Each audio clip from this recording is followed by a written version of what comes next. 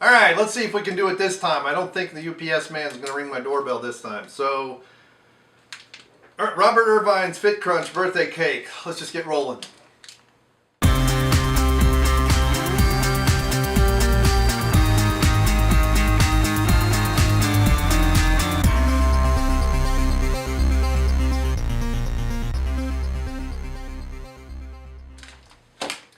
Hey, it's Bryon Lape back with another review of fitness supplements. This time we're doing a live taste test of Chef Robert Irvine's FitCrunch whey protein baked bar birthday cake, naturally flavored. As we like to do on this on these reviews, it's 30 grams of protein in this bar, 16 sugar alcohols, 6 grams of sugar. So a little sweeter than the previous one that I've done. But it's a birthday cake flavor, so it's gonna have to be. So here's my expectations. It shows sprinkles, probably have that, and a nice vanilla flavor icing. You know, I don't know why birthday cake is this sometimes white cake, sometimes yellow cake. You know, I was that weird kid. I had a lemon cake one time. I think it was the last time anybody came to my birthday party, though. I had lemon cake with lemon icing and lemonade. Guess how many kids loved that? That was probably 78, 79. So it's either 10 or 11. Maybe it's earlier, I don't know. I was the only kid that enjoyed it. So here we go. As we like to see, it's got a nice kind of vanilla flavor to it. No sprinkles, but we do have this pink stuff. I don't know if that's strawberry or whatever, but let's get to it. Okay, I don't know. Some people don't like it. I'm going to show a bite. Maybe I ought to start using a knife or something. But layered wise, it's very nice. It's quite soft. It's got a tiny bit of chewiness to it. Not a whole lot. It kind of smells like cake batter. In many ways, it doesn't taste like cake batter. It's got the soft bake cookie. And then it's got a layer on top of it. So you've got that base cookie. I don't know if you can see it. There's a little bit more yellow. It's a little bit darker yellow, the base layer. And then some soft things on top. I wouldn't say, it's almost like a nougat, but it's dry. But it is soft. It's a little sticky, but not as sticky as the previous one I had, the chocolate peanut butter. But not bad at all. It doesn't, now granted, I brushed my teeth about 2 hours ago. So it's not like I have had anything sweet all morning. I mean, I did my normal cashew and meat breakfast. So, you know, cooked in coconut oil, and that's a ground beef, grass-fed ground beef, by the way. And once you eat that, you can't eat that corn-fed crap hardly ever. So, part of why I'm puzzled is the last one I found a little sweet. It had less sugar and less sugar alcohols. Maybe I was just sensitive that day. That was a while ago.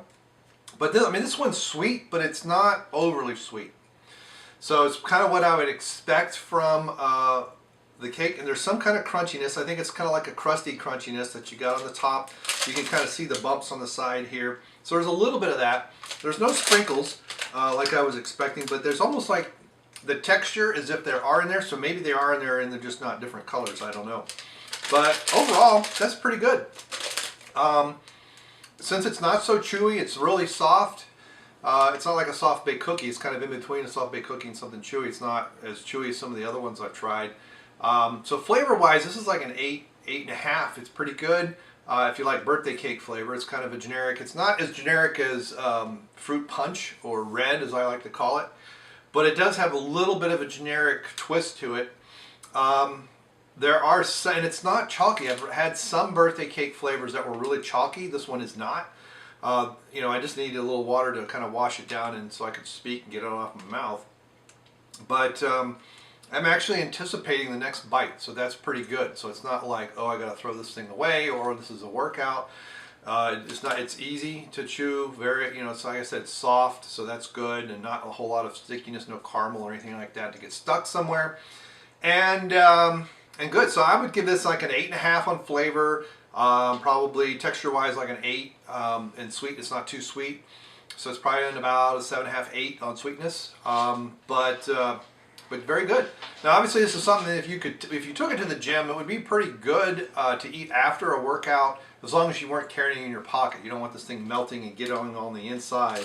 I mean, it's a little bit on the inside here, and I just took it at the grocery store yesterday. But being 30 grams of protein and mostly whey, I don't think there's any soy in this. I didn't read all the ingredients. It does have cornstarch in it, and some brown rice flour. So if you have some sensitivities with corn, you might want to avoid it. There is corn syrup, which is probably where some of the sugars are coming from. There is regular sugar, but the corn syrup's way down on the list, so it's probably to help with the texture and holding things together in the cookie side. But it's whey protein isolate, concentrate. There is soy protein isolate. So again, I would like to know how much it is. Soy is the third protein source listed. But again, some people have sensitivity to soy. Some people, it's just minor. And, if this is the only soy you're getting all day, even if it was 8 or 9 grams of protein from soy, that's not really that big and significant. You don't want to be eating 100 grams of protein a day from soy. So you've got some trade-offs here that you need to make for the convenience factor. And something you don't have to go mix and drink or whatever. You can kind of chew it and grab it on your way home or eat it, while you're drinking. But again, it does contain, it does have almonds and peanuts. That again is probably in that layer. And it's it's less than 2%. It's in that long list, less than 2% pieces. But some people they say that just because some people have sensitivities to, especially peanuts. But that's also, so your nuts are going to be a source of protein. Where they're listed, I wouldn't be surprised if you're looking at maybe 1 or 2 grams total for the protein sources in the total 30. Contains milk, soy, peanut, and almond products manufactured in a plant that processes milk, soy, wheat, tree nut, and that seems to be on everything anymore. I didn't even know what the heck it means, but some people have sensitivity to wheat. But again, you're not eating a loaf of bread. So even if, unless you've got celiac disease, but if you're just wanting because of what wheat does to you as far as, it does make you fat. There's just no bones about it. They've known since the 19th century, the government being they. Go look up the army finding starving Indians who are just eating wheat but they're bloated. They're not bloated because they have fat. It's not the bloat where you get kind of the stomach distension and all that other stuff because of starvation. There were people that were fat just from eating wheat and stuff and corn, and the cereal grains are meant for animals. I'm sorry to burst the bubble, but it's horse crap what they talk about it. But anyway, don't take my word for it. Go look it up yourself. Do your own research, and maybe you'll find something I don't know, which is very, very likely, and I'll learn something. So share it with me. That's great. I am well beyond laboring the point. This is supposed to be a taste test, and I'm getting off on another tangent. So, like I said, this is a recommend. Overall, I get it. The average is about an 8. It's a good flavor. It's not overly sweet. It's not sickening sweet. It does not load it with sugar. It's got good protein sources on it.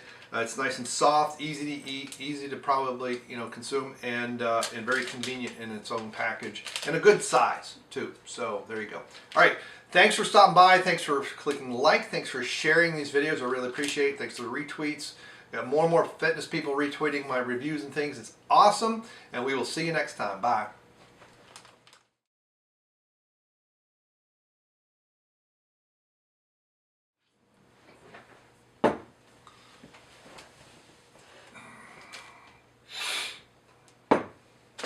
Remember it's there, not flail about.